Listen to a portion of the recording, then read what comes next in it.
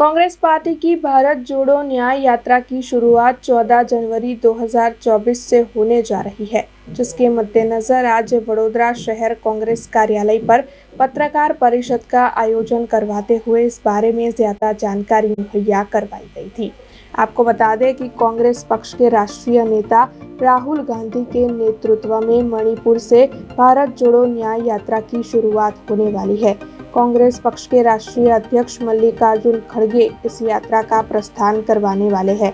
6500 kilometre की भारत जोड़ो न्याय यात्रा 110 जिले और 15 राज्यों में से गुजरने वाली है।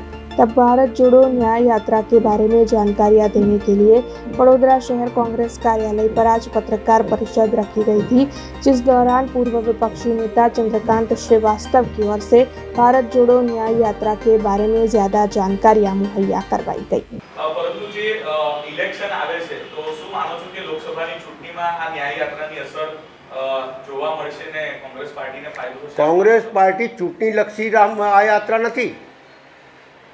આ લોકો ચૂંટણીલક્ષી યાત્રાઓ કાઢે છે, અમે ચૂંટણીલક્ષી યાત્રા નથી કાઢતા। અને ચૂંટણીલક્ષી યાત્રા કાઢતા હોતા તો જ્યારે ઇલેક્શન આવે ત્યારે કાઢવાની હોય। આ ચૂંટણીલક્ષી યાત્રા નથી। અને એટલા જ માટે ભારતમાં જે અન્યાય થઈ રહ્યો છે, જાતિ જાતિનો જે ભેદભાવ થઈ રહ્યો છે, ખાવા પીવાની વસ્તુઓ પર જીએસટી લાગી ગઈ જે આજ સુધી નથી લાગી।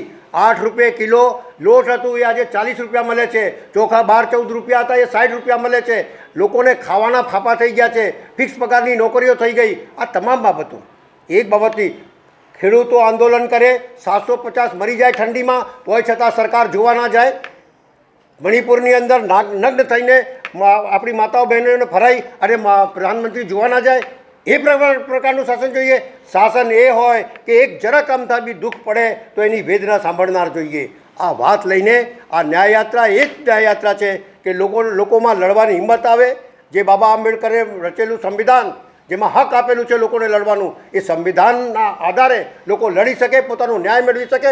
અને જે રીતે બેકારી ને રોજગારી માટે લોકો લડી રહ્યા છે, જુઓ તમે, ચોરી વધી ગઈ, લૂંટફાટ વધી ગઈ, કેટલા ક્રાઇમનો રેટ જેવો કેવો આગળ વધી રહ્યો છે। એનું કારણ લોકો ભૂખે મરી રહ્યા છે, એનું કારણ મુખ્ય કારણ આ છે। એટલા જ માટે લોકોને ન્યાય મળે એટલા જ માટે આ ન્યાયયાત્રા ચાલુ થઈ છે। અને આ ન્યાયયાત્રા 14મી તારીખથી 20 માર્ચ સુધી 6200 કિલોમીટરની યાત્રા પદયાત્રા કરશે। એમાં ઉમકાભેર લોકો જોડાશે, કોંગ્રેસ પાર્ટીના જોડાશે અને સાથે લોકો જોડાશે જેને જેને ન્યાય જોઈતું હોય, જે અન્યાય સામે લડવા માંગતા હોય, એ તમામને આહવાન છે કે આ યાત્રામાં જોડાઓ અને જે अन्याय થઈ રહ્યો છે ને खत्म करो। अब खबरों से लगातार अपडेट रहना हुआ आसान।